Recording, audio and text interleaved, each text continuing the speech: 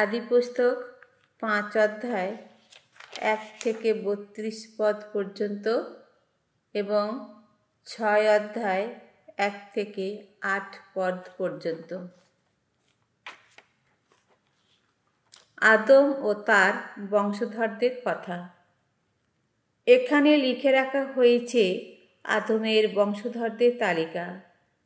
ঈশ্বর যখন মানুষকে সৃষ্টি করেছিলেন তখন তাকে তিনি নিজের সাদৃশ্যেই গড়েছিলেন। তিনি নারী ও পুরুষ করেই তাদের সৃষ্টি করেছিলেন। তাদের এই সৃষ্টির দিনটিতে তিনি তাদের আশীর্বাদ করেছিলেন এবং তাদের নাম দিয়েছিলেন মানুষ। 130 বছর বয়সে আদম তাঁর নিজের সাদৃশ্যে তাঁর নিজের প্রতিমূর্তিতে জাত এক পুত্র সন্তানের পিতা হলেন। তিনি তার নাম রাখলেন সেত।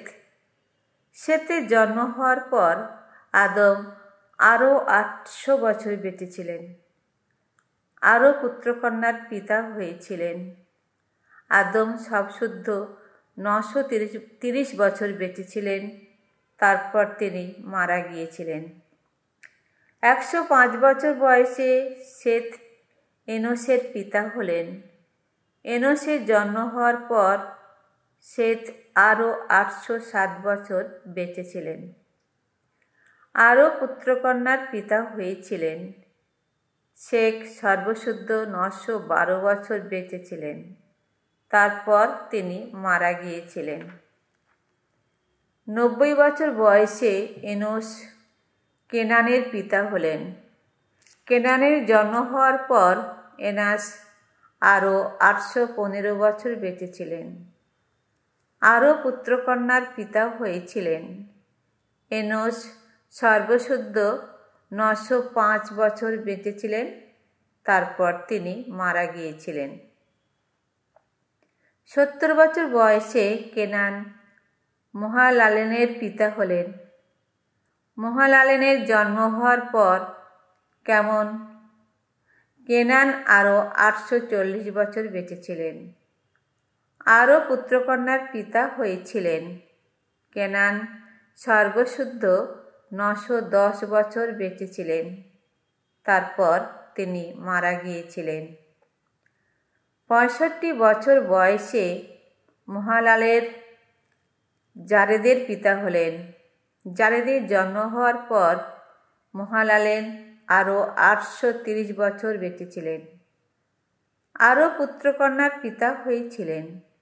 মহালালের সর্বসুদ্ধ 895 বছর বেঁচেছিলেন। তারপর তিনি মারা গিয়েছিলেন।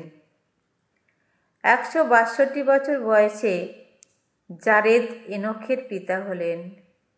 এনোখের জন্ম হওয়ার পর জারেদ আরও 800 বছর বেঁচেছিলেন। আরও পুত্রকন্যার পিতা হয়েছিলেন। জারেদ সর্বসুদ্ধ 962 বছর বেঁচেছিলেন। তারপর তিনি মারা গিয়েছিলেন। 65 বছর বয়সে এনোক মেথুসালেমের পিতা হলেন। মেথুসেলাহের জন্ম হওয়ার পর এনোক আরও 300 বছর ঈশ্বরের কাছ থেকে বেঁচেছিলেন। আরও পুত্রকন্যার পিতা হয়েছিলেন। এনোক সর্বসুদ্ধ 365 বছর বেঁচেছিলেন। এনোক সর্বদাই ঈশ্বরের কাছাকাছি থেকেছিলেন। শেষে একদিন তাকে আর দেখাই গেল না, কেননা ঈশ্বর তাকে নিয়ে গিয়েছিলেন। 187 বছর বয়সে মেথুসেলাহ লামেখের পিতা হলেন।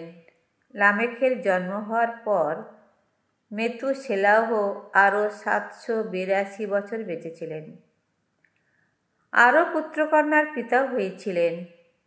মেথুসেলাহ সবসুদ্ধ 969 বছর বেঁচেছিলেন। তারপর তিনি মারা গিয়েছিলেন। 182 বছর বয়সে লাখেম এক পুত্র সন্তানের পিতা হলেন। তিনি তার নাম রাখলেন নোয়া। তিনি বললেন, মাটি ভগবানের শাপে অভিশপ্ত হওয়ার আমাদের যে পরিশ্রম করতে হয়, আমাদের হাত দুটো যে কষ্ট পায়, এই সন্তান আমাদের সেই জ্বালা জুড়িয়ে দেবে। নোয়ার জন্ম হওয়ার পর লামেক আরও 595 বছর বেঁচে ছিলেন। আরও পুত্রকন্যার পিতা হয়েছিলেন। লামেক সর্বশুদ্ধ 772 বছর বেঁচেছিলেন। তারপর তিনি মারা গিয়েছিলেন। 500 বছর বয়সে নোয়া শেম, হাম ও জাফেতের পিতা হলেন। মহাপ্লাবনের পূর্বকালের অতিকায় যত মানুষের কথা। পৃথিবীর বুকে যখন মানুষের সংখ্যা বাড়তে শুরু হলো, যত কন্যা সন্তান জন্মাতে লাগলো, দিব্যজনেরা তখন দেখতে পেলেন মানব কন্যারা দেখতে সুন্দর। তারা তাদের পছন্দ মতো কন্যাদের স্ত্রী রূপে গ্রহণ করলেন। ভগবান তখন বললেন, আমার প্রাণবায়ু মানুষের অন্তরে চিরকাল থাকবে না, কেননা সে তো নিতান্তই রক্ত মাংসের প্রাণী, আর তার আয়ুষ্কাল হবে 120 বছর। সেই দিনগুলিতে এবং পরেও যে সময়ে দিব্য জ্ঞানের মানব কন্যাদের সঙ্গে সহবাস করতেন এবং কন্যারা তাদের সন্তানদের জন্ম দিত, সেই সময় পৃথিবীতে থাকত সেই সব অতিমানব। তারা ছিল প্রাচীনকালের সেই যত মহাসুর, খ্যাতিমান মানুষই ছিল তারা। মহাপ্লাবনের কারণ সর্বব্যাপী দুর্নীতি ও হিংস্রতা। এক সময় ভগবান দেখলেন পৃথিবীতে মানুষ কি নষ্টামি না করে বেড়াচ্ছে। মানুষের মনটা সারাদিন শুধু নষ্টামি করার মতলবেই আঁটছে। তাই পৃথিবীতে তিনি যে মানুষকে সৃষ্টি করলেন, তার জন্যে তার দুঃখ হলো। অন্তরে তিনি ক্ষুব্ধ হলেন। তিনি বললেন, ওই যে মানুষদের আমি সৃষ্টি করেছি, তাদের আমি এবার পৃথিবীর বুক থেকে মুছেই ফেলব, আর মানুষদের সঙ্গে মুছে ফেলব যত পশু, যত সরীসৃপ আর আকাশের যত পাখিকে। কেননা আমি যে তাদের সৃষ্টি করেছি, তার জন্যে আমার তো দুঃখই হচ্ছে। নোয়া অবশ্য ভগবানের অনুগ্রহে রক্ষাই পেলেন। সামসঙ্গীত 5। রক্ষাকর্তা ঈশ্বরের প্রতি বিপন্ন ভক্তের মিনতি। ওগো ভগবান, আমার এই কথা কান পেতে শোনো তুমি। মন দিয়ে শোনো আমার এই অস্ফুট বিলাপ। আহা, শোনো তুমি আমার এই মিনতির ডাক। রাজা আমার, ওগো ঈশ্বর আমার, তোমাকেই ডাকি আমি, ওগো ভগবান। প্রতি সকালেই আমার কণ্ঠের ডাক শুনতে পাও তুমি। প্রতি সকালেই আমার প্রাণের অর্ঘ্য সযত্নে সাজিয়ে তোমার আশার পথ চেয়ে থাকি আমি। অধর্মে আনন্দ পাও এমন ঈশ্বর তুমি নও। দুর্জন অতিথির ঠাঁই নেই তোমার ভবনে। তোমার চোখের সামনে দর্পিত মানুষকে তুমি দাঁড়াতেই দাও না। অপকর্মা যারা, তাদের সকলকে তুমি ঘৃণায়িত করো। মিথ্যাবাদী যারা, তাদের সকলেরই ঘটাও বিনাশ। রক্তলোভী মানুষ যারা, প্রতারক যারা, ভগবান মনে প্রাণে তাদের যে ঘৃণাই করেন। আমি কিন্তু তোমার আপন গৃহে যেতে পাই। তোমারই অসীম করুণাময়। তোমাকে সম্ভ্রম করি বলে তোমার পবিত্র মন্দিরের দিকে মুখ করে আভূমি প্রণত হই আমি। ওগো ভগবান, তুমি তো ধর্মময়। ওগো, পথ দেখাও আমায়। দেখো, ওই ওত পেতে বসে আছে আমার শত্রুরা। ওগো, তোমাকে পাবার পথ করে তোলো সহজ সরল। ওদের কোনো কথাতেই বিশ্বাস করা চলে না কখনো। ওদের অন্তর সে তো সর্বনাশা ছলনায় ভরা। ওদের কণ্ঠগহ্বর যেন হাঁ করা কবর। ওদের রসনায় শুধু মন ভোলানো যত মিষ্টি কথা। ওদের যোগ্য শাস্তি দাও ওগো ঈশ্বর। ওদের কুমন্ত্রণায় ডেকে আনুক ওদের পতন। কত অন্যায় করেছে ওরা, তুমি ওদের দূরে ঠেলে দাও। মনে রেখো তোমারই বিরুদ্ধে গেছে ওরা। তোমার শরণাগত যারা, তারা সকলেই ওগো সুখেই থাকুক। সকলেরই কণ্ঠে বাজুক চির আনন্দের গান। রক্ষা করো তাদের, তোমার নামটি ওগো ভালোবাসে যারা। তোমাকে নিয়েই তারা উল্লাসে মত্ত থাকুক। ধার্মিক মানুষকে তুমি তো আশিস ধন্যই করো ওগো ভগবান। তোমার অনুগ্রহ দিয়ে যেন ঢাল দিয়ে তাকে তো আগলেই রাখো তুমি। সাধু মতি রচিত মঙ্গল সমাচার 4 অধ্যায় 1 থেকে 25 পদ। মরুপ্রান্তরে যিশুর উপবাস, তার ধর্মনিষ্ঠা পরীক্ষা। যিশু দীক্ষা স্নানের পর পবিত্র আত্মা তাঁকে নিয়ে গেলেন মরুপ্রান্তরে, কেননা সেখানে শয়তান তাঁকে যাচাই করার জন্যে নানা প্রলোভনে ফেলতে চেষ্টা করবে।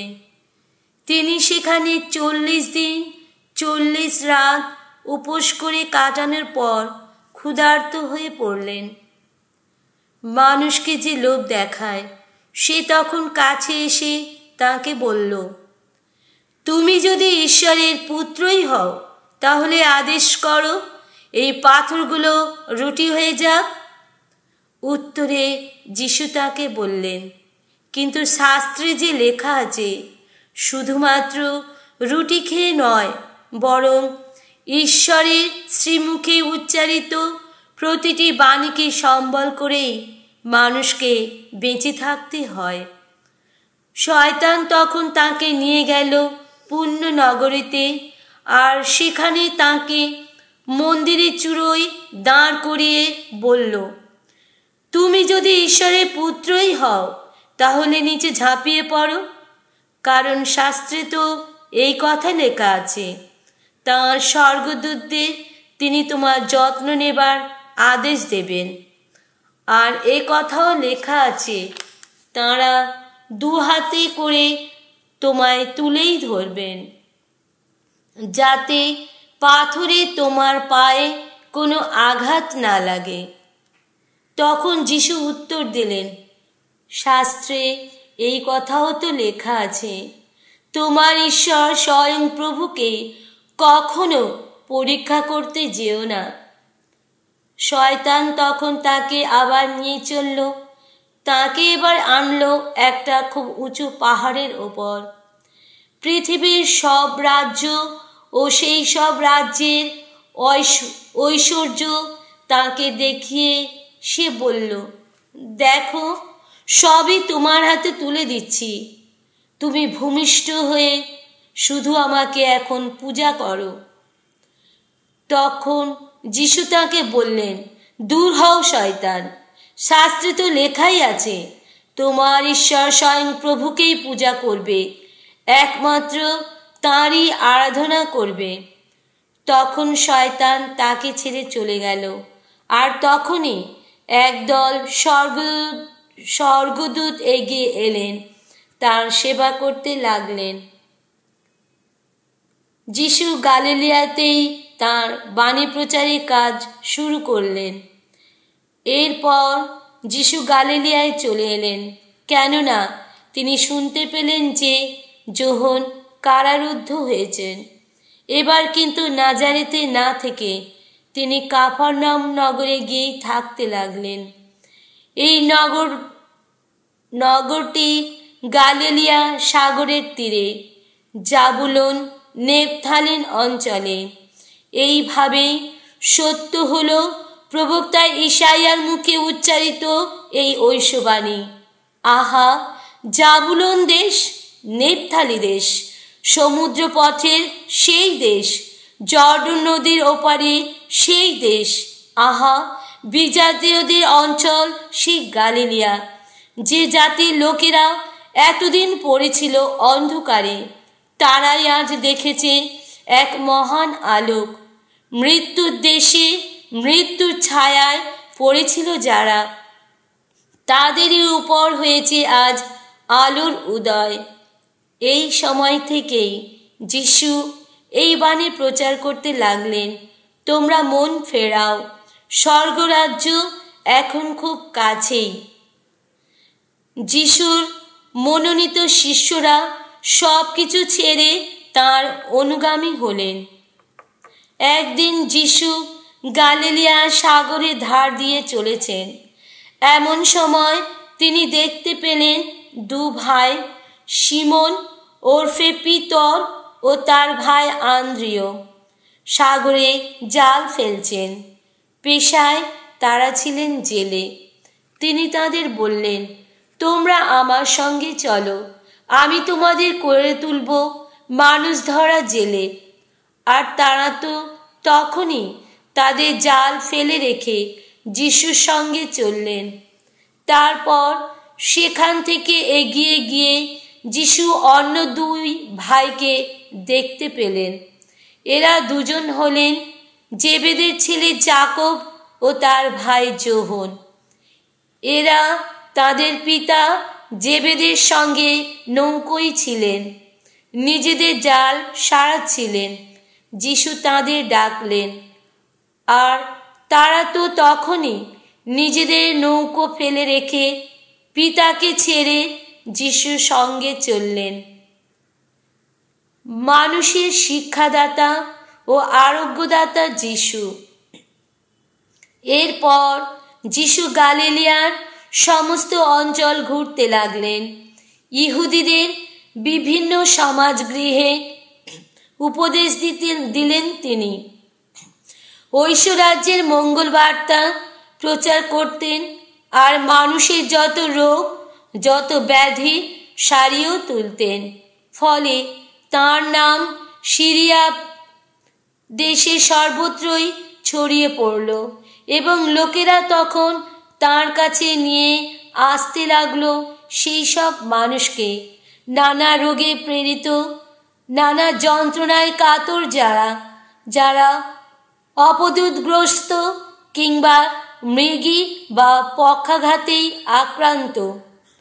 আর যিশুও তাদের সারিয়ে তুলতে লাগলেন। গালিলিয়া, দেকাপলিস, জেরুসালেম, জুদেয়া আর জর্ডন নদীর ওপারের দেশ থেকে তখন কাতারে কাতারে লোক এসে তাঁর সঙ্গে সঙ্গে চলতে লাগলো।